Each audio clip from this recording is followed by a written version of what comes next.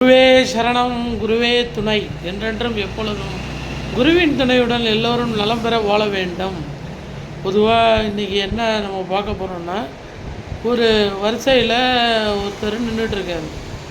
திடீர்னு அவர் மனசு தோணும், நமக்கு டைம் ஆகிட்டு குறுக்க பூந்து முன்னாடி நம்ம சீக்கிரம் நம்ம வேலையை முடிச்சிடலான்ட்டு முன்னாடி உள்ளவங்கள்ட்ட எல்லாம் கேட்பேன். அவர் சொல்லுவார், நான் மட்டும் என்ன சும்மாவாக நிற்கிறேன், நானும் ஏதாவது வேலையை பார்த்துட்டு தான் இது பண்ணணும், நானும் என் வேலையை சீக்கிரம் முடிக்கணும் அப்படின்பார். இப்படி பார்த்திங்கன்னா நம்ம மனசு அந்த நேரத்தில் ரொம்ப அலப்பாஞ்சி ஒரு பொறுமை இருக்காது, கோவப்படுவோம்.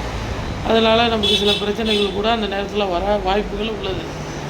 இது மாதிரி நம்ம கொஞ்சம் பொறுமையாக இருந்து அந்த வரிசையில் நின்று நம்ம பணத்தை கட்டிட்டு வரும்போது நமக்கு ஒரு சந்தோஷம் கண்டிப்பாக கிடைக்கும்.